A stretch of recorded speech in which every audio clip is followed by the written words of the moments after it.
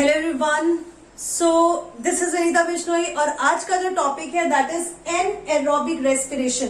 तो हमने aerobic respiration पढ़ा जिसमें हमने पढ़ा ग्लाइकोलिसिस से पायरुवेट ऑक्सीडेशन होता है, उसके बाद Krebs cycle, electron transport chain and then oxidative phosphorylation.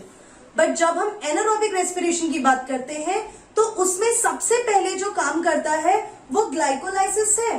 Glycolysis जो है वो carbon dioxide glycolysis will form pyruvic acid and pyruvic acid will remain in the cytoplasm only and it will go for fermentation or anaerobic respiration। तो in short glycolysis जो है वो common pathway है aerobic and anaerobic दोनों में।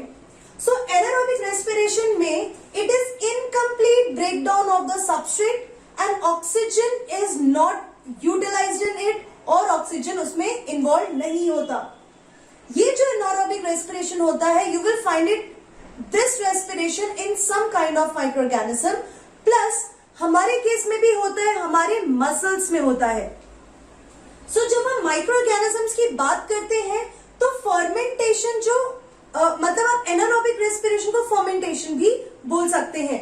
And fermentation के अलग अलग नाम होते हैं on the basis of product. उस प्रोसेस में कौन सा प्रोडक्ट बन रहा है उस बेसिस पे आप फर्मेंटेशन को नेम कर सकते हैं। So here now we are going to talk about two types of anaerobic respiration. One is alcoholic fermentation and other is lactic acid fermentation. First is alcoholic fermentation. इसका जो and product है वो ethyl alcohol है या फिर आप ethanol भी बोल सकते हैं और वो एक एल्कोहल है। ये जो प्रोसेस होता है ये ईस्ट के केस में होता है और हम इसको ब्रूइंग इंडस्ट्रीज में यूज करते हैं for making beverages like beer, whisky, rum. इन सब प्रोसेस के लिए हम एल्कोहलिक फर्मेंटेशन यूज करेंगे। एल्कोहलिक फर्मेंटेशन के दो स्टेप्स होते हैं। The first step is pyruvic acid will be converted into acetaldehyde and acetaldehyde will convert into ethanol. So these are the two steps. जो पहला प्रोसेस होता है pyruvic acid जब acetaldehyde में कन्वर्ट होता है, this is a process where carbon dioxide is released and here the enzyme will be pyruvate। यहाँ जो एंजाइम यूज हो रहा है वो पायरुवेट डी कार्बोक्सिलेज एंजाइम है और डी कार्बोक्सिलेज मतलब पायरुविक एसिड में से कार्बन डाइऑक्साइड रिलीज करवाया जा रहा है। सो कार्बन डाइऑक्साइड कैसे हुआ? स्टार्टिंग ग्लूकोज, ग्लूकोज से पायरुविक एसिड। ये प्रोसेस को आप ग्लाइकोलाइसिस कहते हैं एंड ये प्रोसेस जो है साइटोप्लाज्म में हो रहा है और आपको पता है ईस्ट जो है वो यूनिसेलुलर है। अब पायरुविक एसिड का ये फॉर्मूला है, 3 कार्बन है। नाउ यहां से जो कार्बन डाइऑक्साइड है वो रिमूव कर दिया जाता है and then you will get 2 molecules of acetaldehyde from 2 molecules of pyruvic acid. Now the next second step is dehydrogenase enzyme will act and dehydrogenase enzyme जो यहाँ पे काम कर रहा है वो क्या करेगा? It will add hydrogen to acetaldehyde। अब ये हाइड्रोजन डोनर कौन है? ये हाइड्रोजन डोनर वही है जो ग्लाइकोलाइसिस में बना था। सो निकोटिनामाइड डाइन्यूक्लियोटाइड। सो निकोटिनामाइड डाइन्यूक्लियोटाइड अपना हाइड्रोजन जो है वो एसिटाल्डिहाइड को देगा and it will form NAD। तो ग्लाइकोलाइसिस में यूज बना और ये यूटिलाइज हो रहा है फर्मेंटेशन में। Now 2 molecules of ethanol will be formed and the formula here is C2H5OH। You can see here। तो जो एल्कोहलिक फर्मेंटेशन है, जो इथेनॉल है, वो पायरुविक एसिड से 2 प्रोसेस में बनता है।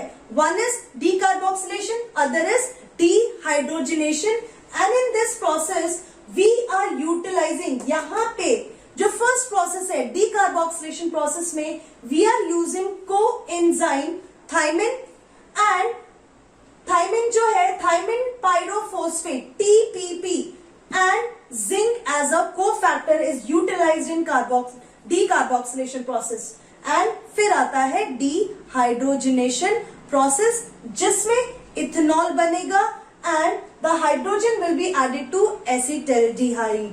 So this is all about alcoholic fermentation और ये yeast के केस में होता है. Now next we are going to discuss about lactic acid fermentation. Now next is lactic acid fermentation. Lactic acid fermentation में जो एंड प्रोडक्ट है वो लैक्टिक एसिड है. एल्कोहलिक फर्मेंटेशन में जो एंड प्रोडक्ट है वो एल्कोहल है जो कि ethanol. Lactic acid, before I start with this, last में जो हमने एल्कोहलिक फर्मेंटेशन पढ़ा था उसमें इंपॉर्टेंट चीज पता है क्या है कि अगर ईस्ट के अंदर ज्यादा एल्कोहल फॉर्मेशन होने लगा तो उस वजह से ईस्ट की जो ग्रोथ है वो स्टॉप हो जाती है एंड लेटर ऑन उसका कॉन्सेंट्रेशन इंक्रीज होने की वजह से जो ईस्ट है वो डेड भी हो जाते हैं. सो चाहे वो कोई भी ऑर्गेनिज्म हो, एनारोबिक रेस्पिरेशन जो है एक लिमिट तक ही होगा. लिमिट से ज्यादा is not good for health और द ऑर्गेनिज्म. हमारे केस में भी लैक्टिक एसिड फर्मेंटेशन हो रहा है मसल्स के केस में, तो वो टेम्पररी मेथड है. जब भी आपके मसल ज्यादा ऑक्सीजन नहीं यूटिलाइज कर पा रहे हैं, उन्हें ऑक्सीजन नहीं मिल पा रहा है, तो it will go for lactic acid formation, but that is a temporary process. क्योंकि ज्यादा बनेगा it is not good for the muscles.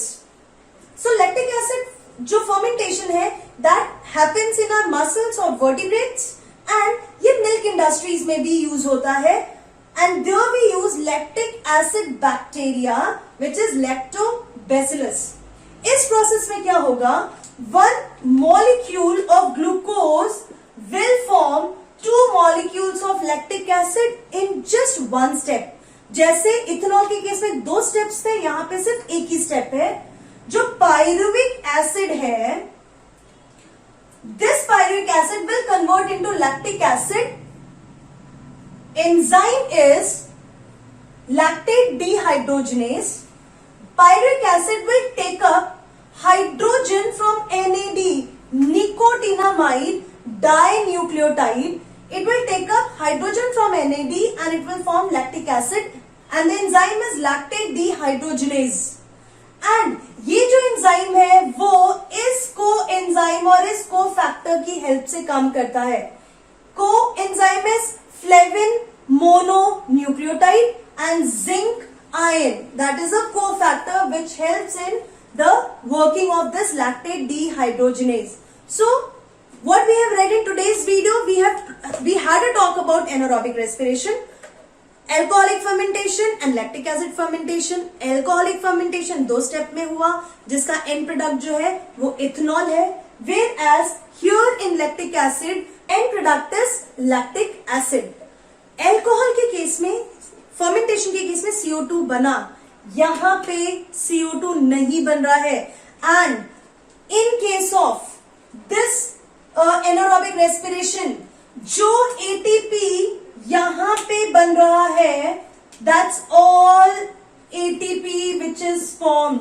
यहां जो टोटल 2 ATP बनता है इन केस ऑफ ग्लाइकोलाइसिस, वही इस टोटल एनारोबिक रेस्पिरेशन में बन रहा है. इसीलिए एनारोबिक रेस्पिरेशन में बहुत कम अमाउंट बनता है ATP का, बहुत लेस अमाउंट.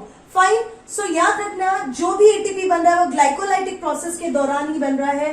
फर्मेंटेशन प्रोसेस में ATP नहीं बन रहा. इसीलिए जब भी हम एनारोबिक रेस्पिरेशन की बात करते हैं हम 2 ATP की ही बात करेंगे.